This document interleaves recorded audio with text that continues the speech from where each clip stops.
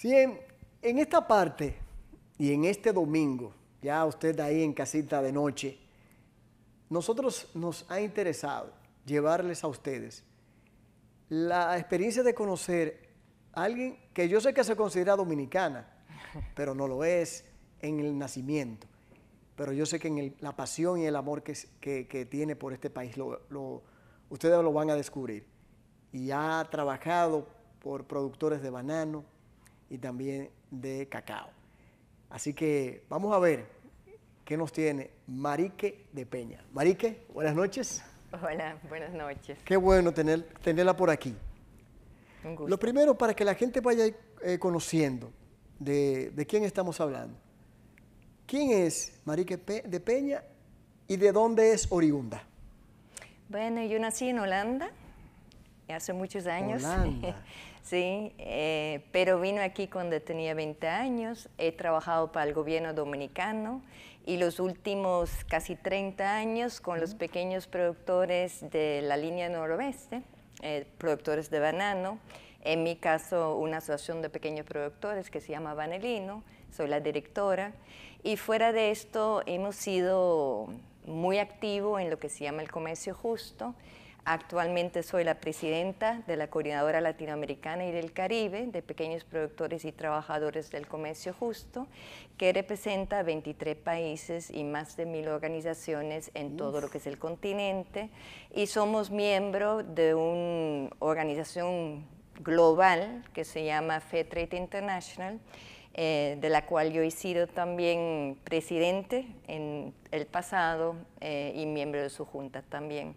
Todo este es un movimiento de pequeños productores y trabajadores luchando para una posición más fuerte en el mercado, pero también precios justos para que le permitan vivir más digno de su trabajo. ¿Por qué venía a República Dominicana? ¿Por qué le interesó hace más de 20 años? Más de 30, más de casi 30. 40. ¿Por qué? Casi 40. En su momento yo vino porque el gobierno holandés tenía proyectos en la sierra, de Mao y San José de las Matas, y era para fortalecer las organizaciones de pequeños productores. Su momento eran de tabaco, no eran de banano, pero volvieron a hacer banano porque allá se hicieron la famosa presa de Monción. De Monción. Y fueron reubicados y en el sitio donde están actualmente son bananeros. Qué bien. Y seguí trabajando con ellos, primero con la reforma agraria y ahora ya más directo. Específicamente, ¿en qué zona usted está ya teniendo incidencia con la cooperativa, con esa fundación? ¿Dónde es específicamente? Pues en Dominicana, en las provincias Mao y Montecristi. Mao y Montecristi. Sí, que somos la organización de pequeños productores más grande, no en área, pero en personas. Sí, representamos a unos 260 pequeños productores con un promedio de 60 tareas cada uno. Wow. Sí. Ya usted nos explicó el cargo que asume y que ha asumido en el pasado. Y fue, creo que, la primera presidenta, en este caso, de Fair Trade, de Comercio Justo. La primera presidenta productora. Productora. Sí, habían otros presidentes, pero nunca fueron productoras. Yo fui la primera presidenta desde la parte productora. ¿Y qué fue para usted esa experiencia? Yo pienso que fue y es, porque todavía trabajo mucho con ellos, es una experiencia muy importante porque te permite entender mejor las realidades de los diferentes mercados donde se venden productos de comercio justo.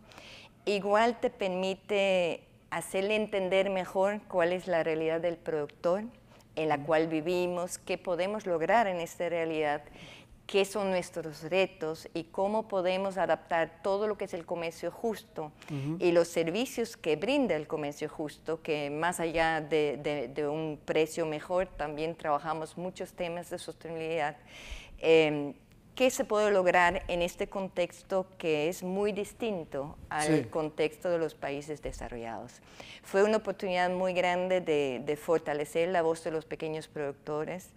Fue también el resultado de una lucha porque aunque que el comercio justo nace en Latinoamérica, llegó el momento que fue más manejado desde los países desarrollados. Entonces, fue como retomar un poquito la posición y decir, no, existimos para los pequeños productores y debemos caminar juntos, ¿no? Y este fue un poquito mi periodo cuando era presidenta de un sistema más global. ¿Y qué es el CLAC? CLAC es la Red Latinoamericana y el Caribe, codueño de ese sistema FEDRED, y que representa a los productores de Latinoamérica y el Caribe, que lo agrupa que todos. están certificados en el esquema Comercio Justo. También trabajamos con productores de África y Asia. Yo igual coordino como la alianza entre los 3 continentes, sí. Todo con la idea realmente que los productores podemos tener una voz más fuerte, pero también podemos participar en un comercio que nos dé dignidad. O sea, muchas veces es diferente, ¿no? Los productores vendemos materia prima, le vendemos al precio que el mercado quiere pagar, pero no siempre es el precio que necesitamos para vivir. Entonces, es un poquito lo que tratamos de hacer entre los 3 continentes, explicar que la sostenibilidad empieza en el campo y termina en la mesa del consumidor. Es cierto. Usted nos mencionó el vanilino. Sí. ¿Qué es el vanilino? Vanilino es una asociación de pequeños productores, propiedad de pequeños productores, que somos más productores de banano. ¿Y qué tiene por objeto el vanilino? ¿Qué tiene? Por objeto, ¿qué busca el vanilino? Crear por medio del comercio vidas más dignas en el campo. O sea, nuestra misión es social, pero no la queremos lograr por medio de caridad, no estamos pidiendo, esta misión social queremos lograr con nuestra producción. O sea, produciendo, creando progreso. ¿Qué tan difícil fue en los inicios para Marique crear conciencia en los productores pequeños? Este país y el continente tiene una ventaja muy grande. ¿Cuál? Y la ventaja muy grande que tenemos es que nosotros nos organizamos. Y no es una organización impuesto, es algo de nuestra historia, de nuestra cultura. La misma reforma agraria trabaja con organizaciones organizadas, ¿no? Sí. Esto comparado con África y Asia no es tan orgánico como en nuestros países. Y es la base del comercio justo. O sea, ningún pequeño productor puede caminar solo, pero caminando junto logra más. O sea, la colectividad nos permite participar en el mercado, nos permite tener una voz más fuerte, no solo en el comercio, también adelante los gobiernos, ¿no? Y ese es bastante orgánico. No puede decir que a mí me costó convencer al pequeño productor. ¿Le costó? No me costó, porque ya existía la costumbre de la colectividad. Los mismos productores entienden muy bien que solo no pueden. Lo que sí nos ha dado en el camino, y sigue siendo una lucha muy, muy fuerte, que cómo nos podemos mantener en este comercio, ¿no? El comercio no es tan amigable con el pequeño productor. Y como no es tan amigable, cuesta mucho participar en ella. Igual no hay políticas del Estado que realmente ven el valor agregado que trae el pequeño productor. Muchas veces tratan a los pequeños productores como los pobres. Sí. Y eso no ayuda porque para mí la verdad es que son las personas más fuertes que conozco. Porque sobrevivir en la realidad que vive el pequeño productor, levantarse cada vez que el cambio climático te da o te pierdes la cosecha o el precio no es suficiente, eso requiere de mucha fortaleza. Wow. Y ahí yo entiendo que el Estado también tiene que jugar un rol más fuerte. Igual si nosotros queremos campo con vida, y con vida digna, y no queremos que la gente salga a la ciudad, pues hay que invertir en el campo, y el pequeño productor vive en el campo. Claro. Sí. Entonces, el gobierno, entendamos el Estado dominicano, sabiendo el aporte que da a través del banano, del cacao, el productor pequeño, ¿Por qué no da mayor ayuda? O se siente en la mesa de diálogo. Yo creo que más es concientizar. Porque ese país es país número 1 en exportación de banano orgánico Fair Trade. País número 2 en exportación de cacao orgánico Fair Trade. Somos un país muy relevante.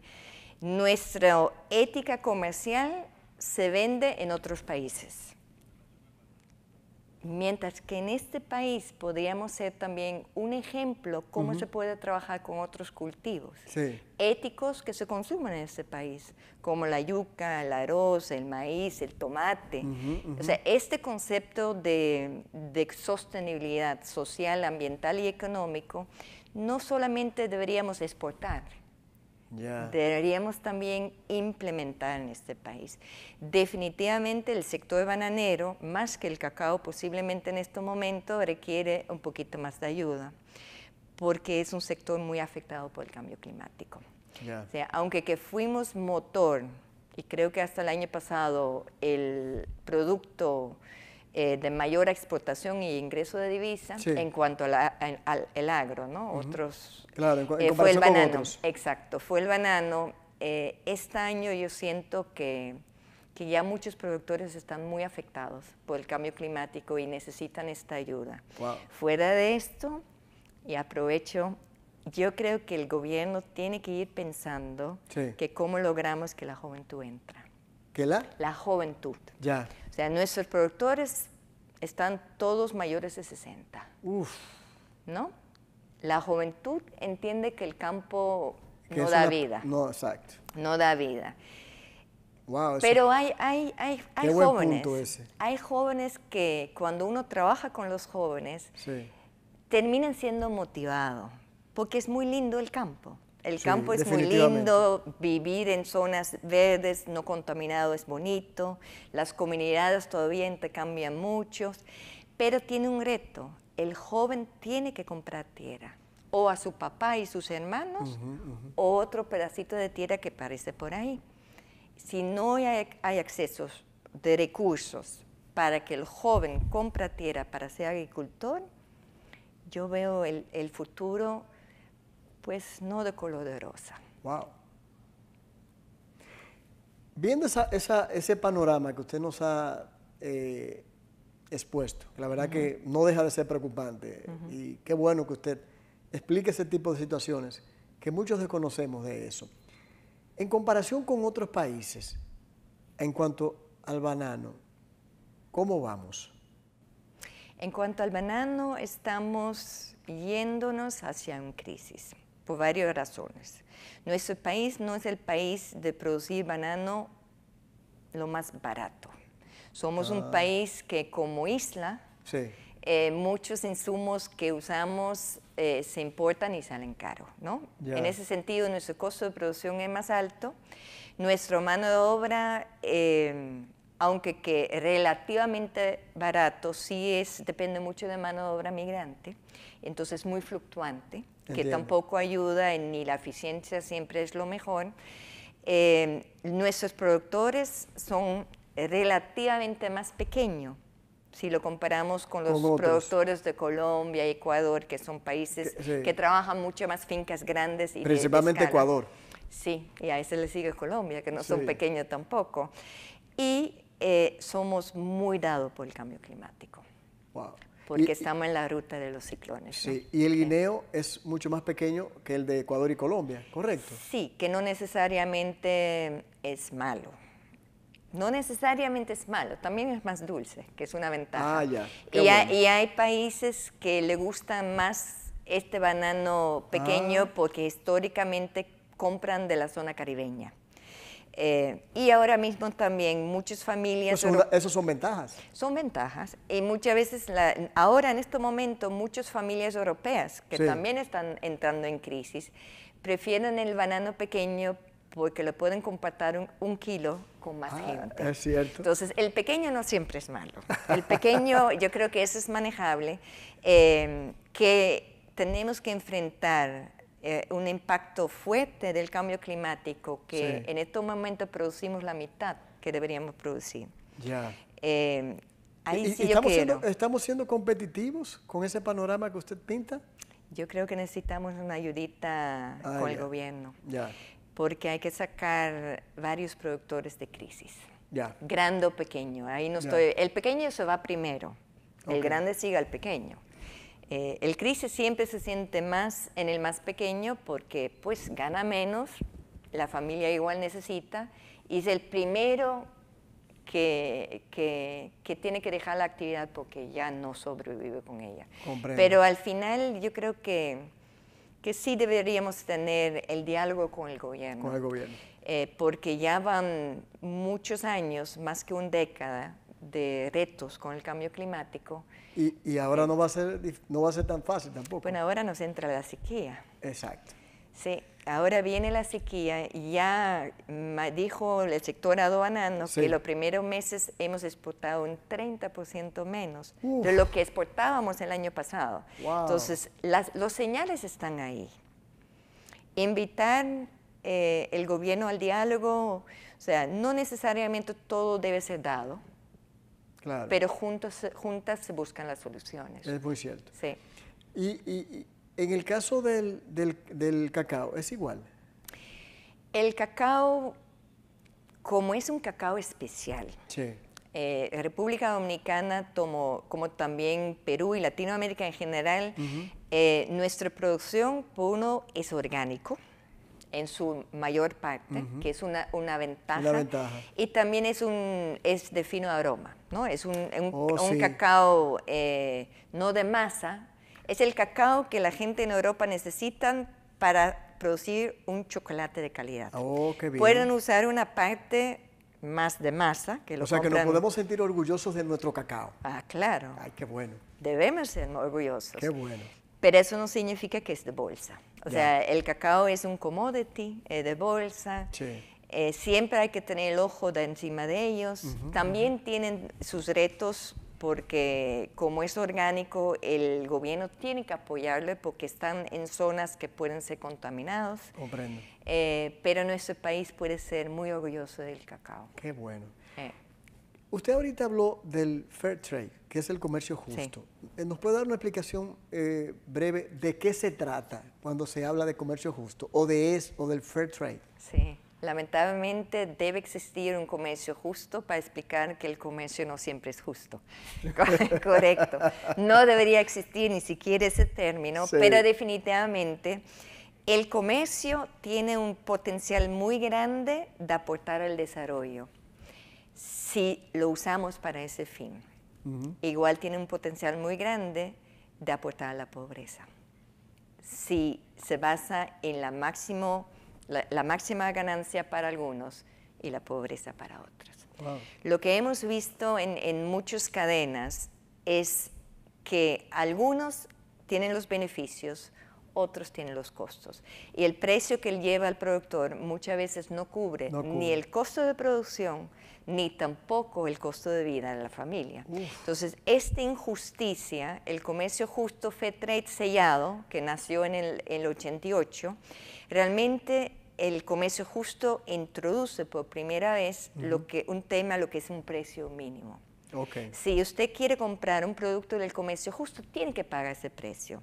Es un mínimo, no es un precio sostenible. Es el mínimo que permite que el productor produce y que su familia vive. No necesariamente dignamente, pero vive y sobrevive. Ese es el precio mínimo. Claro, aspiramos más. Ya estamos trabajando en el comercio justo, precios que permiten una vida digna, precios que permiten un salario digno, precios que permiten que se cubran todos los prácticos de la agroecología, pero esos son ya el precio que se necesita para una sostenibilidad 100%. Pero el precio mínimo es un concepto que diferencia el comercio justo de lo demás.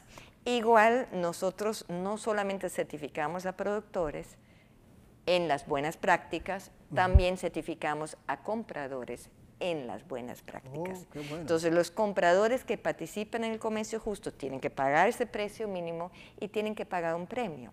Y ese premio los productores le inviertan en la sostenibilidad. Puede ser social, puede ser ambiental, puede ser económico. pero se invierta en ese concepto. Muchas veces el comercio justo aporta en la educación. Ya yo sé por qué usted fue presidenta de esa, porque usted maneja ¿Ah, sí? bastante bien claro. Pues son muchos años. Son muchos años. Sí. Antes de irnos a la parte de la pausa, ¿cómo se ha enamorado de este país? Porque ese país es muy lindo, la gente son muy buena, tienen una solidaridad en la sangre. Me casé aquí, además. Tengo 3 hijas aquí. ¡Qué bien! Entonces, ya soy más dominicana que holandesa. Fue mi país de nacimiento. Claro. Estudié agronomía en Holanda, pero tropical. Y pues ahí empecé a trabajar y sigue trabajando. ¿Y sus hijas, alguna hace la misma función que usted? Mis 2 hijas son psicólogas. Ambos están en el tema social, ayuda a la niñez, a la educación, al bienestar. Wow. Y mi hija chiquita todavía no sabe lo que quiere. Todavía no sabe lo que quiere. Exacto. Marique, vámonos a una pausa. Estamos conversando con una mujer emprendedora. Si bien nació en Holanda, su corazón está aquí con nosotros. Y eso, tanto en la línea noroeste como en el país y a nivel internacional, se reconoce. Marique de Peña. Vamos a la pausa. Esta parte, estamos conversando con una especialista en el área de la producción agrícola, tanto del cacao, del banano y hasta de diferentes rubros que conocemos y que manejamos en el país, en el área de la línea noroeste. Marique de Peña. Marique, nos quedamos en la parte de las instituciones que usted ha conllevado como presidenta o directora. Ahora bien, en el caso, me ha interesado con el caso del cacao, no tiene la misma situación que el banano, entonces, porque es mucho más fácil competir del cacao que con el banano. El cacao también tiene sus retos. El banano tiene retos comerciales fuertes, sí, por varias razones, porque somos un país afectado por el cambio climático, sí, pero también el banano tiene una realidad que no tiene el cacao, que en Europa el supermercado que tiene el banano más barato vende más. Oh. Entonces hay una estrategia muy fuerte de comprar el banano barato. Y no hay mucho valor en la cadena. O sea, aunque el productor necesita más, es como estamos negociando centavos. Okay. El cacao es una materia prima, o sea, el banano se compra fresca y se vende fresca, correcto. No hay procesos en el medio. En el cacao hay muchos intermediarios, porque aquí se compra como materia prima y en el momento que se vende en una barra de chocolate, sí, el valor que queda en esa barra para el productor es solo el 7%. El resto le ganan los demás, que son parte de esa cadena. ¿Qué significa? Que el productor debería tratar de obtener más de este valor. Y esto requiere también acciones. O sea, el productor de banano, aunque que el cultivo tiene menos retos en temas de cambio climático, sí tiene muchos retos de vivir dignamente del cacao. Y en ese sentido, las organizaciones deben tratar de escalar un poquito más en esta carrera, tener valor agregado al producto. Hay organizaciones aquí en el país que ya están trabajando en esto y que ya hacen polvo de cacao, hacen licores, procesan el cacao, tratando de obtener un poquito más de este valor. No hacemos mucho chocolate nosotros, el chocolate lo hacen por allá. Cada cadena tiene su reto. Cada cadena tiene su reto y es un commodity. Y el commodity depende mucho también de cómo venden otros países. Claro. El 80% del cacao la vende África, no la vende Latinoamérica. Latinoamérica tiene el 20% del cacao. Sí. Entonces, escuchándolo usted todo este tiempo, se puede decir que el café, el cacao, el banano, en una oportunidad usted lo dijo, en medio de una situación de crisis, se puede decir que lo que invierte el productor generalmente es una gran dificultad porque lo coloca casi en una extrema pobreza para recuperar lo que ha invertido. Sí. ¿Es así? Y no solamente el de café, cacao y banano, también el de yuca, tomate y arroz. Wow. ese es el problema. Nosotros no ponemos precio a lo que nosotros producimos. Nosotros tenemos que aceptar lo que otros quieren pagar. Y esto aún más en temas frescos. O sea, el banano, si no la vendes, se daña. Claro. Entonces, esto te pone en una situación más vulnerable.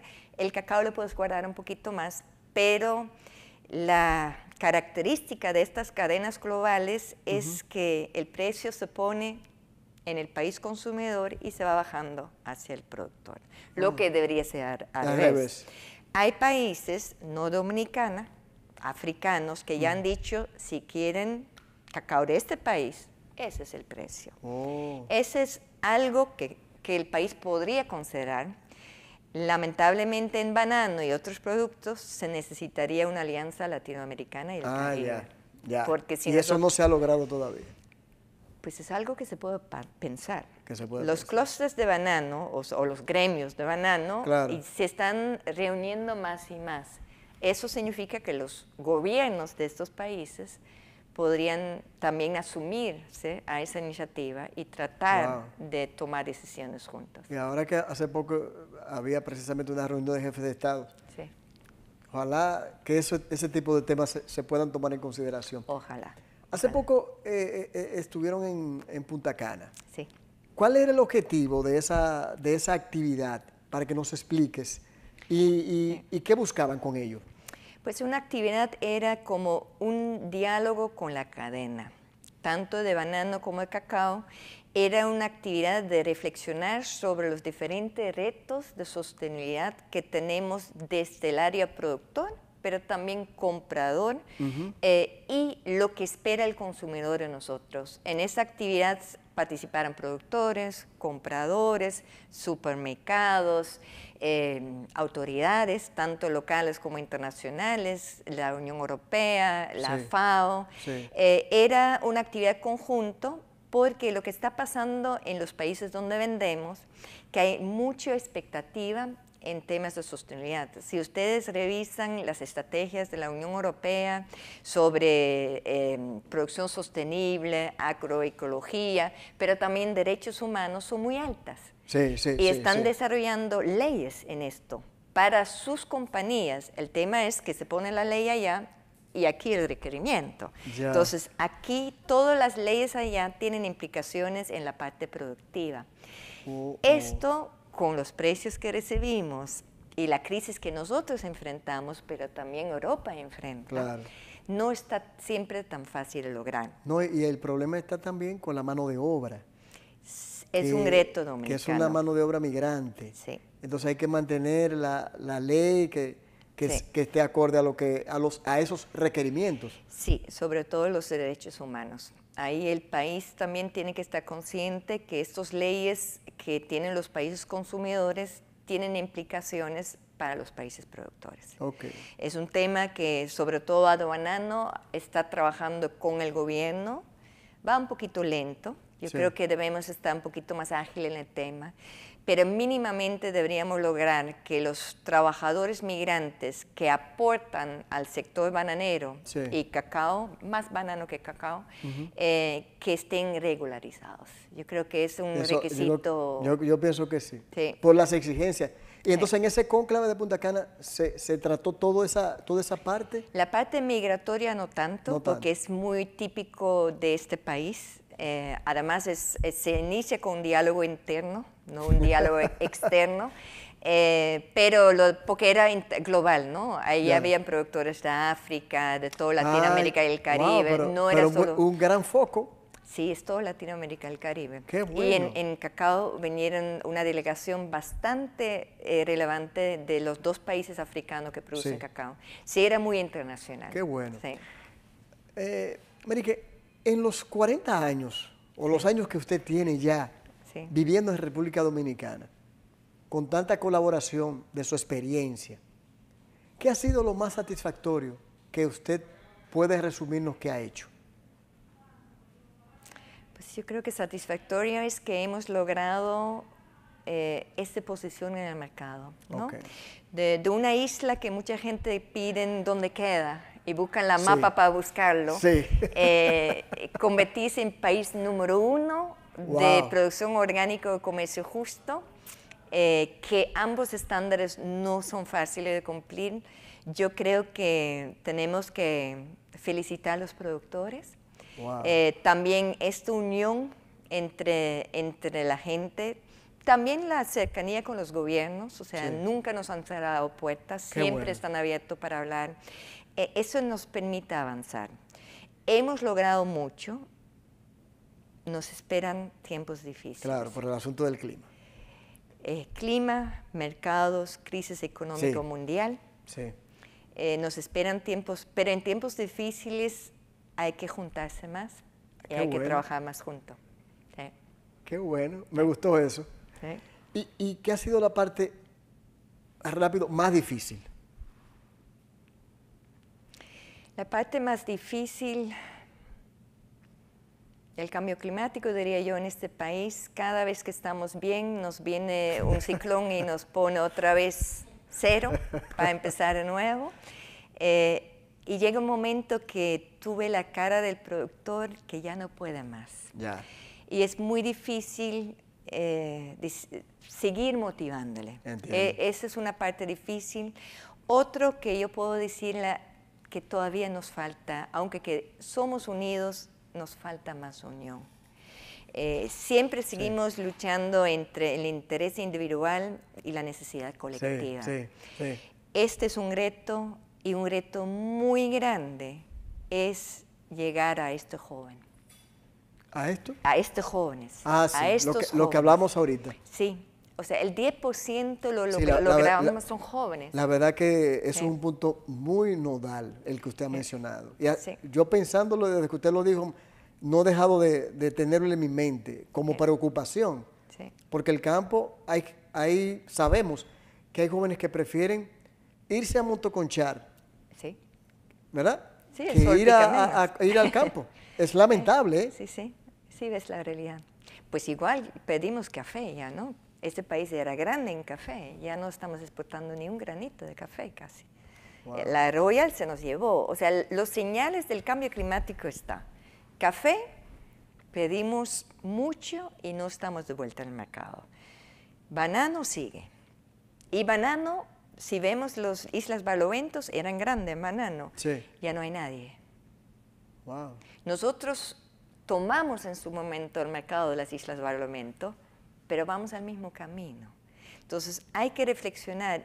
Si no reflexionamos sobre el pasado, Sí. no entendemos el presente y no podemos trazar el futuro. Wow. Y esto hay que hacerlo junto. Y olvidarnos del individualismo. Aquí no se salva nadie. Entonces, mejor trabajemos juntos. O sea, el ciclón nos llega y no tiene cara. No va a decir, me doy la vuelta Sí, ahí claro, y voy. claro, claro. O sea, nos toca todito. Ni vivimos en burbujas. No, Ni no, ¿a qué vivimos le va a en tocar y a mí no? burbujas. Hay que trabajar juntos y eso incluye las autoridades. O sea, tenemos pocos recursos, pero debemos usar los recursos bien. Bien. Sí. Si yo digo una palabra más, lo daño. Marique, muchas gracias. A la orden. Y la felicito. Y me siento Gracias. orgulloso por su trabajo que he conocido a través de la investigación y de todas sus palabras. Pues a la orden. Bueno, señores, lo dominicano no necesariamente llega por donde uno nace, sino también por el corazón que le pone a la tierra, por el amor que uno le brinda donde uno vive. Y Marique de Peña es un ejemplo de eso.